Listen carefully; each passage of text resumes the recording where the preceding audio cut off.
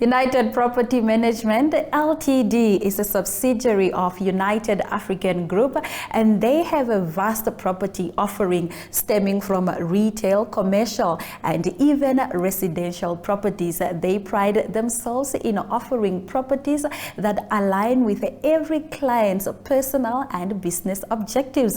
Today, we had the pleasure of visiting one of their properties right here in the city center of Windhoek. My name is My.na, and this is your favorite show, My.na Property.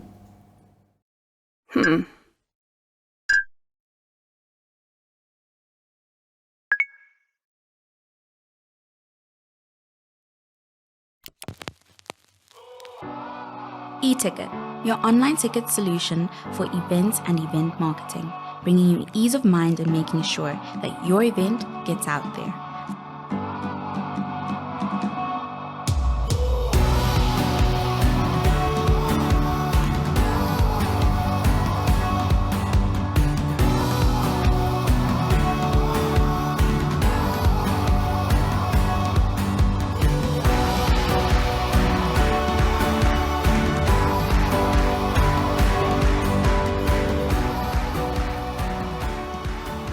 For more information, contact events@nhcom.na.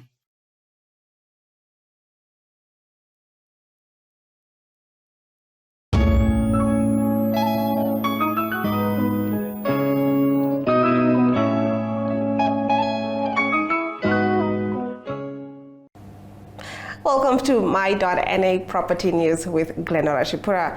Getting into the news, the Ministry of Works has announced that $40 million has been secured for the renovation of the Katutura Intermediary Hospital. However, the presence of the hordes of patients has put some spanners in the works. This is the biggest renovation of a state hospital since independence, the ministry said. Esther Kapanda, the executive director of the ministry, over the weekend told the media that they have appointed a number of contractors that are busy with the 7th floor and some other sections of the hospital. She stressed that they are really hoping to finalize the renovation to the hospital this financial year and are working hard to make sure the money does not return to Treasury. This includes having to negotiate to have it in a suspension fund if delays continue. It is not all smooth sailing. It is a big hospital and there are many patients and there are challenges with the other stakeholders when it comes to the renovation. Now, a number of purchases orders have even been issued to some contractors. The challenge is, if we want to do such a massive renovation, then we have to relocate the patients, she said. She added that they are now in talks with the health ministry to see if they can find alternative accommodations for the hospital patients. According to her, the issue is really just getting access to the floors to speed up renovations, and they hope they'll soon resolve it soon. The Katutura Hospital plays host to an average of 1,000 patients on a daily basis. In some rooms, the capacity is only 4 people, but we are forced to squeeze in about 10 people in a room. Meanwhile, the ministry is in the process of polishing its assets register that have kept them busy for the last 3 years, including having staff traversing the country to verify the government assets. We know what we own. Hopefully, by the next 2 months, we can submit this to Cabinet. The issue of illegal occupation is a challenge, and we're doing our evictions through the Office of the Attorney General. We have those that are cooperating, and then there are those that are not cooperating. But we are working with the Deeds Office to verify and finalize this, she said. With that, we have come to the end of our property news. We'll be right back with more. Neo Paints has established a 67-year Namibian legacy, creating personalized paint solutions that blend quality and innovation for the Namibian people. We pride ourselves in being a 100% Namibian-owned company, investing in our country and our people by employing and empowering true Namibians. With every brushstroke, Neo Paints commits to our quality guarantee and always delivering a coat of excellence. At Neo Paints, we always stay true to our country We are as Namibian as you.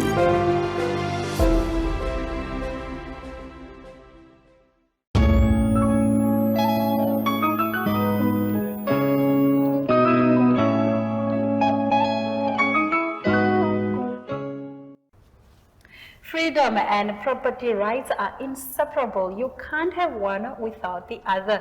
Today we are here with Leslie. She is from United Property Management and she's here to disseminate information about the work that she does. How are you doing? I'm doing great. Yourself? I'm fantastic. Give us a little bit of an overview about United Property Management. Thank you very much for that intro. As you said, my name is Leslie David and I am employed by the United Property Management as the leasing manager for the group. So United Property Management deals with real estate development. We are into property management as well as leasing out properties. Okay, when was the company established? So United Property Management is a subsidiary of United Africa Group, which was founded in 1992. Okay. Yeah. All right, let's talk about property. I understand like how you mentioned, you know, that the group has a lot of divisions and the United Property Management is just a division of that, right? Why did then, you know, why is property such a huge part of this company or this division? So United Property Management has a general lettable area of about 34,000 square meters in total. We have properties all over Namibia, but mostly located in Windhoek in the Central Business District. So our main focus area is commercial. When I say commercial, we are talking about office rental, which the core area or focus area of that is businesses like ministries, your private companies, your financial sectors, as well as entrepreneurs. All right. And then you mentioned some of the properties that you have currently at the moment for commercial rentals particularly. Yes. Can you maybe narrow it down to, let's say, the properties that you have in town or the properties that you have in the suburbs for our viewers, should they be looking for any place? So one of our biggest property that I would like maybe the viewers to come and view, which is also a commercial building, is the old F&B building. It was home to the F&B Bank, right opposite Nempost in the Central Business District of Windhoek. So the building is about 8,000 square meters in total, so it's quite big. So we're looking at about 300 to 400 people that can house into that building. So it is quite big in a sense that for retail purposes, for commercial in terms of administration, executive level. So yes, it is that big. Okay. Yeah. We offer space to any individual basically, be it someone that want to start new business afresh, entrepreneurs. We have spaces ranging from as small as 20 square meters where you can just have one office, which is about, let's say, 3,000 Namibian dollars per month, and spaces of up to 8,000 square meters, like I mentioned earlier, into that old F&B building. So the building is, we have space for everybody. The building is interlinked in a way that it can be apportioned to satisfy your need based on the customer specifications, basically. So we cater for everybody. All right. And as somebody who works in property development, if you will, what is your favorite aspect of property? So basically my first, let me rather say the favorite part of my job is I get to meet a lot of people, be it local or international. So you get to associate with different people, which is the nice part of my job, because you get to network quite a lot. Secondly, concluding deals, signing of deals, handing over properties, people that have signed up, new customers, or be it people that are buying new homes. Yeah, so that's the best part of it. So you don't like earning your money after you close a deal off? Oh yeah, that is the most exciting part as well. Yeah. So when it comes to real estate, it's such I would rather say it's very exciting. Yeah. I like it. You get to deal with a whole lot of people, like I said earlier. So one of our new business, or rather ventures that we have gone into, is the student accommodation. We have opened up a student accommodation. It's the Namibia Student Accommodation. It's a building in town, in the CBD as well. So it's basically 4 minutes away from NAST. It's basically a walking distance. So the building takes about 370 students. Wow. So it's quite big. So basically, currently, we are in the last stages of finalizing our second student accommodation, which is also in town. That side of ShopRite, again, very, very near by the University of Namibia, Science and Technology. Our prices are very, very competitive in terms of what we give. So we have rooms. Our room type are basically, you get single rooms, you get double, triple rooms, as well as the quad rooms that house 4 students in a room. So our cheapest rooms are 2,200 Namibian dollars. Okay. Very, very cheap. Very affordable, yeah. Very affordable, basically. So in this price, the student get free Wi-Fi at the residence. It's inclusive of water and electricity. We have laundry facilities on site. Wow. There's also a student hub in the building where the students can sit and entertain themselves when they are done with the studies, if there's basically just for relaxation. Thank you very much for joining us on My.na Property. It has been a pleasure chatting with you, and I wish you many, many more lucrative deals. Thank you so much, and it's a pleasure having me. We will be right back. Stay with My.na Property.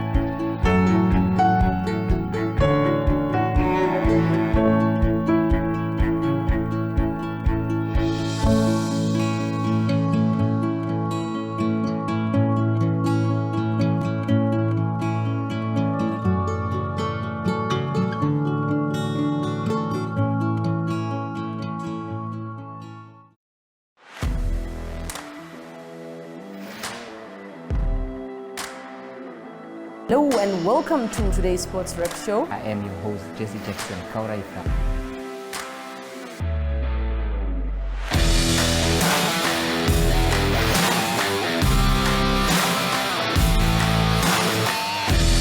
In replay, Namibia, who had won the toss for the first time on this tour. Good day everyone, time for international sports news, starting off with tennis news, both on the WTA for women's and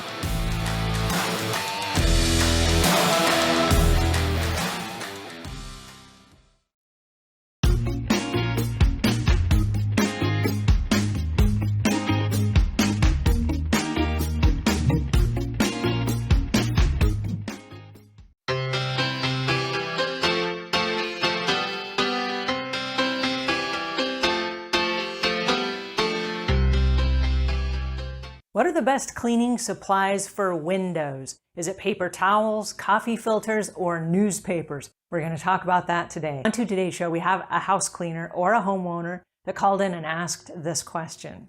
Hi, Angela. Was wondering what wipes glass and mirrors best. Is it coffee filters, newspapers, or paper towels? Thanks. All right, so you spooked me a little bit when you asked about the coffee filters or the newspapers or paper towels. So the answer to your question is none of those. All right, the very first thing about coffee filters is they're very expensive. And so if you're cleaning all of your windows, and I have 55 windows in my house, so do you know how many coffee filters that would take if I were to try to wipe dry all of the windows in my house? That would be a lot of coffee filters, right? That's expensive. All right, the second thing is newspapers. They just really don't make newspapers anymore. Now, when I started my house cleaning business almost 3 decades ago, everybody had newspapers and there were extra newspapers to go around, and people did in fact dry their windows and their mirrors with newspapers. That was a solution. But everything has moved online now and nobody's making newspapers anymore, so they come at a premium cost because they're so hard to find. So newspapers, not anymore. That was once the way, but not anymore. And paper towels. Right now, I'm a huge fan of paper towels. I love paper towels, but they're really not very kind to the environment. Now, here's the reason why. They are biodegradable, but it takes about a year for paper towels to break down in the environment. So if you're using a lot of paper towels, and like I said, I got 55 windows in my house. So if I was going to use paper towels to dry all of those windows, that's a lot of paper towels going into the landfill, right? When the paper towels are made, they are made from recycled materials. So they take like shredded paper from office buildings and they use those and they make a pulp. And out of the pulp, they create paper towels. And then from that, they bleach the pulp so that they're white and shiny and they look all nice, right? So there's bleach and there's other stuff that is inside the paper towels that's a coloring and different agents that then make it not so friendly to the environment.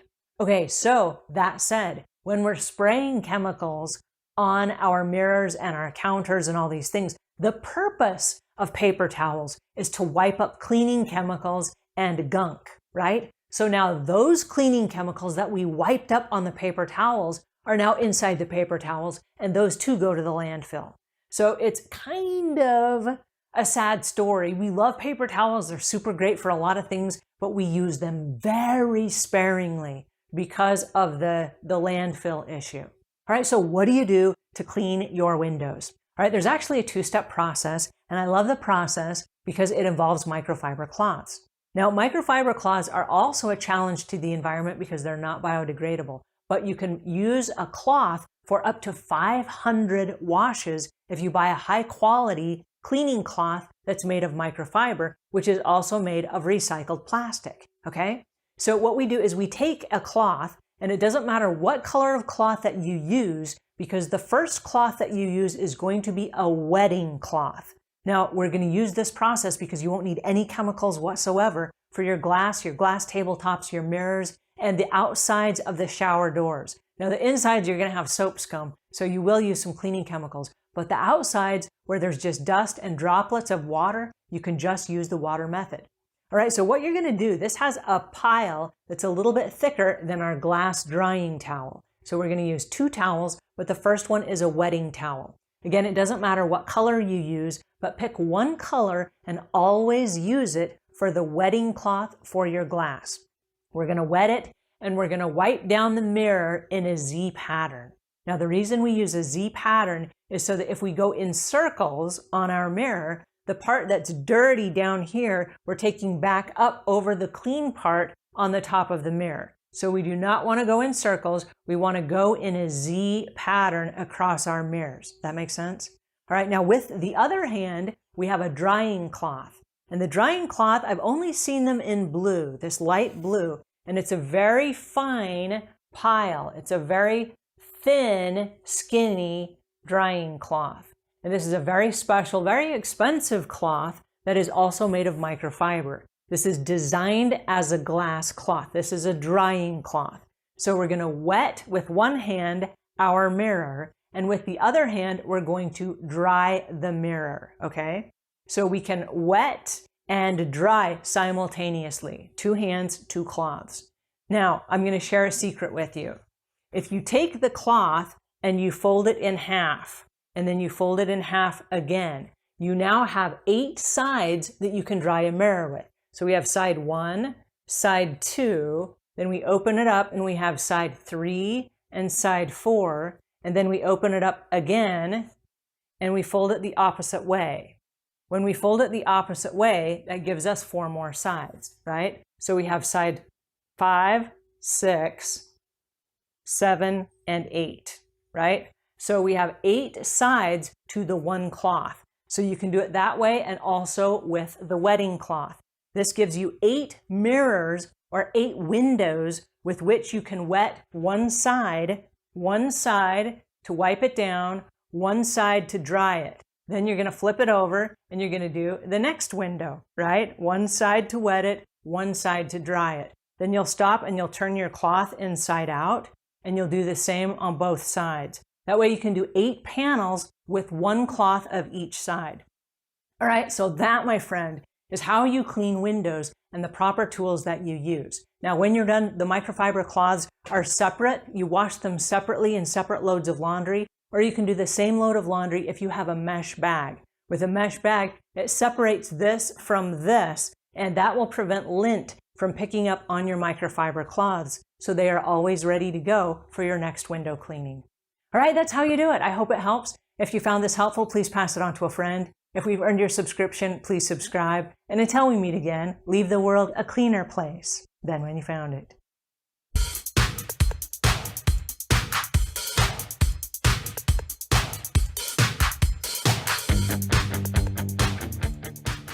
Welcome to What's Cooking, where culinary passion meets expert insights. Somebody must really want to cook and want to cook good food. Immerse yourself in the bustling world of professional kitchens as top chefs create mouthwatering dishes. Join us for in-depth interviews as our host explores the experiences and expertise of our guest chefs. Don't miss out. Tune in to What's Cooking on NTV every Friday at 2100 hours and let the culinary adventure begin.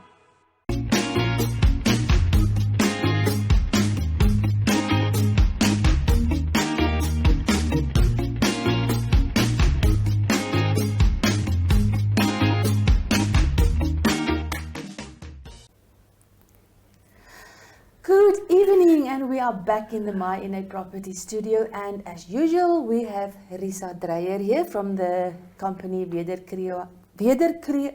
The old Wederkreë, we're now Wederkouta. Wederkouta en Uweka. Yes. Welcome, Risa. Thank you, Laurie. It's becoming a tradition to be here. Absolutely, I'm looking forward to seeing you weekly. Thank you.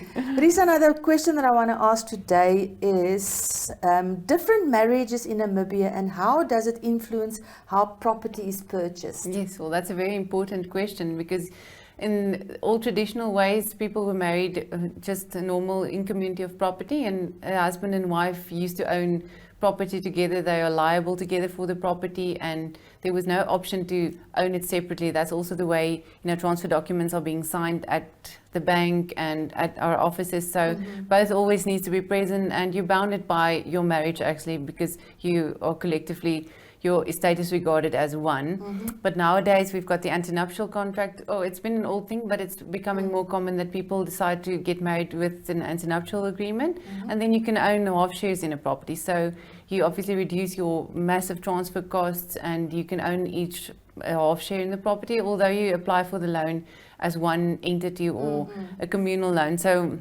yeah, that reduces, a lot of stress on the parties, because your half share will be yours and mine will be mine, so we are not liable for each other's debts and etc. So yeah, that's one option. And then you've got your foreign land marriages, which say for example you were married in South Africa, then the laws of that country will still govern how you are being regarded here. So you will be described as married according to the laws of South Africa, for example, even though you're married there by ANC. Then usually the spouse needs to assist if you sign ANC? Antenuptial agreement. Yes, so if you sell land here and you were bounded by an ANC in South Africa, then your spouse needs to assist here. So it's a bit of a detriment. You cannot just assume that your ANC will be registered here the same way it was registered there. You need to apply through a conveyancing firm and register it within 6 months here.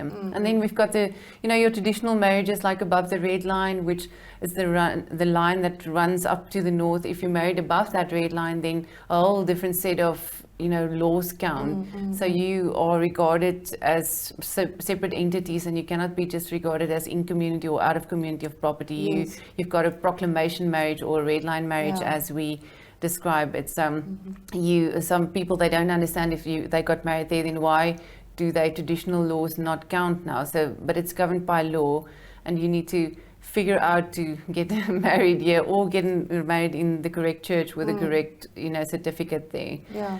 So that greatly determines how your property is owned. Yes. I didn't know it, so I learned something new today. Well, that's good. That's why we're here. Like my mother said, you're never too old to learn. Yes. Well, something new. I'm glad. So thank you. Thank you, and I Lauren. believe there's people out there that didn't know it. Well, I hope so. I hope so. Yeah. We learn something every week, and therefore I'll see you next week.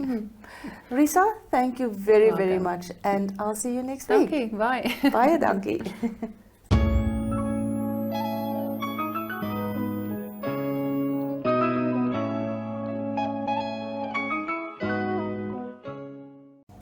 We came, we saw, and we are definitely inspired. United Property Management has your dream property on lock. All you have to do is give them a call and you could be living in your dream property. Until next time, this has been another fantastic episode of My.na Property. We'll see you same time, same place next week.